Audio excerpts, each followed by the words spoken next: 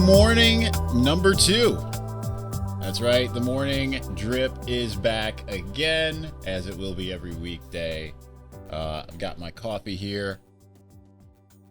Very excited that it is game week still, even more so now that we have had the full-on Monday experience for the first time since the 2019 season, in that it was in person, not on Zoom. We met with Jim Harbaugh. We met with a couple players. And to me, that's the biggest thing that comes out of this week, just the return to normalcy. There's a lot of things that means, right? It's the return to normalcy as far as press conferences and things of that nature.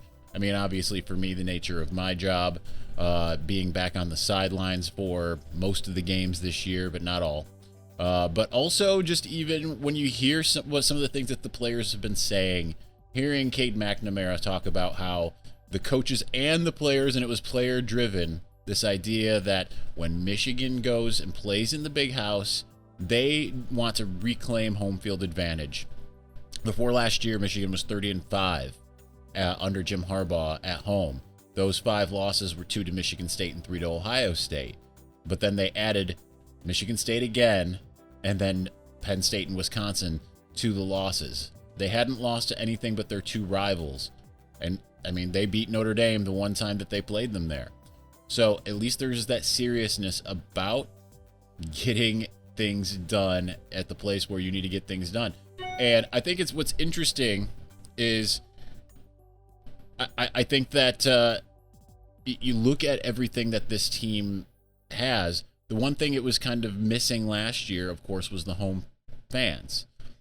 Maybe that helped in a game like Minnesota, where it seemed like this Michigan team over the past, pre-Harbaugh, had issues when they would go on the road and have to deal with the opposing fans.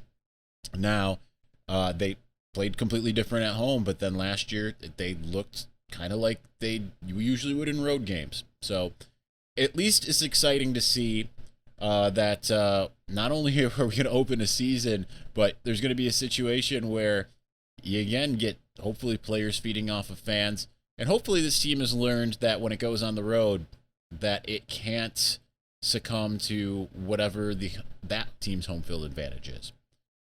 So there's a couple other things I want to cover this morning. Other than that, that's just the top of my head, the first thing that comes to mind.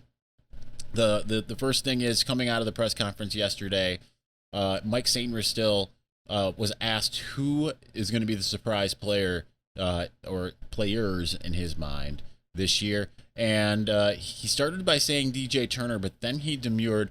Let's go ahead and take a look right here.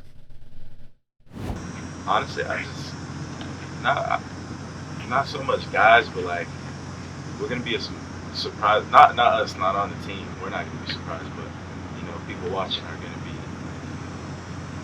very. I guess you could say surprised, just the way we come out this year. Offense, defense, special teams, all around. So, a couple things by that.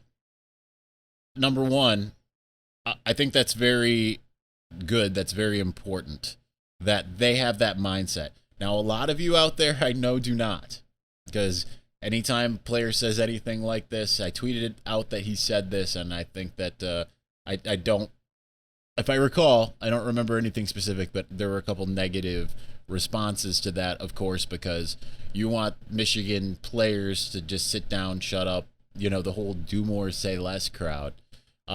Here's the thing, though. This is what you want from the players, right?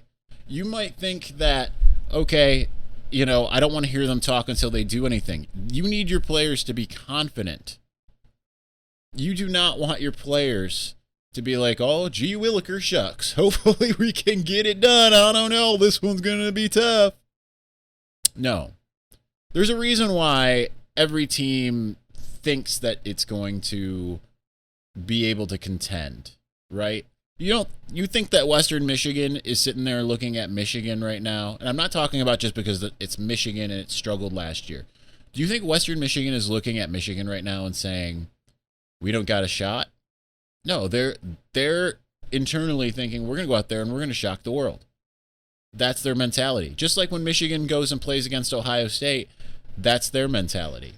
Now, certainly, you can quickly get into the mindset of here we go again, which tends to denote that there might be bigger issues as far as confidence and culture or any of those things.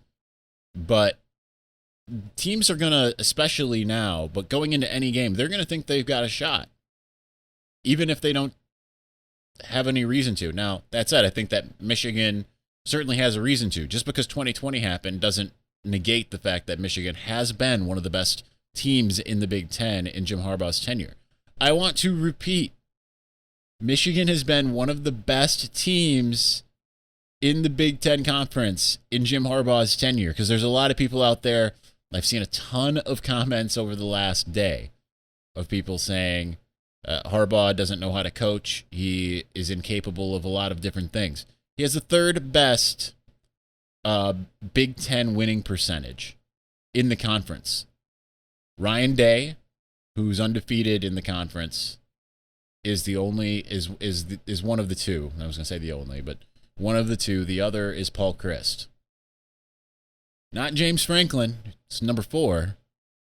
Not obviously Kirk Ferentz has been at Iowa forever, so that wasn't going to happen. But it's funny, these narratives that get set.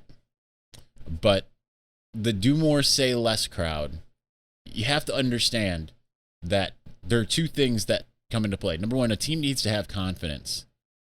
Now, should they go out there and say, we're going to be undefeated, we're going to whatever? No.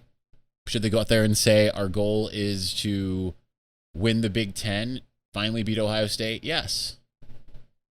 And sure, there's going to be people that sit there and say, especially from the Ohio State crowd, saying, look at these guys talking. That should be their goal. If that's not their goal, then something else is wrong, right?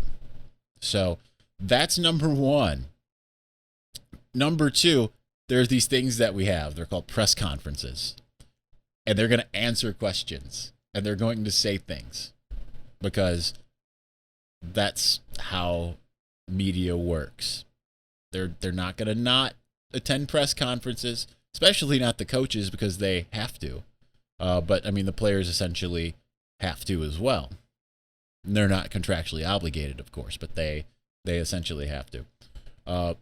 And then outside of that, I don't know. I just think it's a crazy narrative that has sprung from the Michigan fan base. And that's the next thing I want to get to. A lot of people probably are not going to like this. This is probably going to be very controversial. But Kirk Herbstreit, let me see if I can find, I don't think I can find a transcript. Maybe I can, as to what he said. I was going to try to do it off the top of my head. But Kirk Herbstreit had some comments about Michigan fans. And I don't disagree with it. That's the thing. And I got a good friend of mine messaged me this article this morning. I watched the video yesterday. And I don't disagree with what he said. Kirk Herbstreit said about Michigan, they're not as passionate about sports. You know how Michigan, they have great fans, but compared to Madison or State College or Columbus or Iowa, it's almost like, yeah, we went to the game. We're running companies. We're doing other things. We've got other things going on besides football. Our lives are bigger than if we win or lose on Saturday. He said this on the Pardon My Take podcast. I know how that sounds, and I know how a lot of people are taking it. You are not taking it how Kirk Herbstreit means it. And it's funny because I feel like a lot of the people who are upset about what he said are the same type of people who will actually espouse this on their own, right? Because how many times have we talked, especially, not here on this show because this is the second episode, but how many times have we talked, or you even as fans talked about how in Columbus they're a little too crazy about football, right? How many times have you said something along the lines of, in Ohio, they don't have anything else, right? That's what Kirk Herbstreit is saying. What he's saying is that Michigan fans have more going on to their life. I mean, he literally said that, but they're so successful, they don't need football. They love football, but they don't need it in the same way that maybe some of these other fan bases do. And I know there are a lot of diehards out there that do live and breathe. Obviously, I mean, when I was a fan before I got into the media, I remember a Michigan football loss would ruin pretty much my entire week until they got another win. And certainly the day of the game, if Michigan lost, I would be so heartbroken. And sometimes I'd go to bed at 4 p.m. and wake up at 1 a.m. and things of that nature. But nonetheless, as heartbroken as I was very career focused still. I'm sure a lot of you out there are quite the same, right? Like, especially if you went to Michigan, and I think that's certainly a sect of the Michigan fan base, or those who went to Michigan and got their degree from Michigan. But I think that and maybe I'm giving Kirk the benefit of the doubt, but I agree with that idea that, listen, Michigan fans have a lot more going on than just the football or the basketball, right? Your lives are so much more whole. You have other interests outside of maybe your biggest passion being University of Michigan athletics. So don't take it as a dig. It's not a dig. He's not saying it as a dig.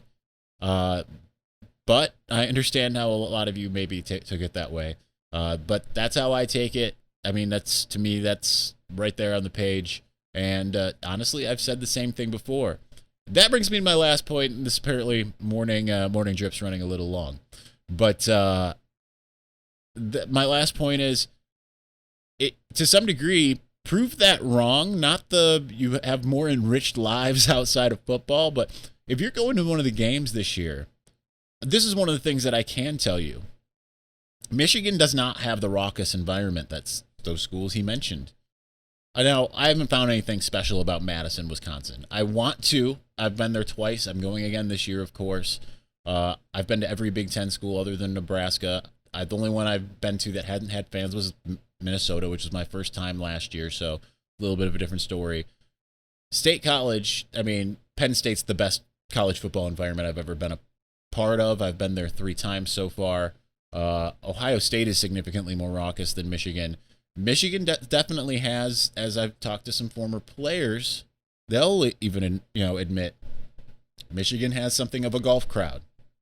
Night games tend to be a little bit different, but generally that sit down, shut up, we're just here to have a good time and then we're out. That's part of it. And student section is a completely different animal than the rest of the stadium. I sat in the student section, of course, and when I graduated and I was sitting in other parts of the stadium, and then eventually I'm on the sidelines, I get to roam kind of wherever. It's a completely different experience being in the student section compared to being other parts of the stadium. So if you are going, be a part of that change. There's no reason why the biggest crowd in all of college football can't be loud. I've heard it be loud. I've heard it be loud for noon kicks. Kind of depends on situation. But Michigan has an advantage that no other school has. The biggest crowd in all of college football. You can change that. You can make it louder. You can make it bigger and better and badder than anywhere else. And it's I know probably a lot of you out there saying, I lose my voice every time I go to the big house. Get your neighbor to do it. Get everyone that you know that's going to the game to be loud, because that would make that environment so much better, so much more fun. Anyway, all right, that's going to do it for us today. Thank you for tuning in this Tuesday morning. We're but 4 days away from Michigan football. Thank you again. The Morning Drip.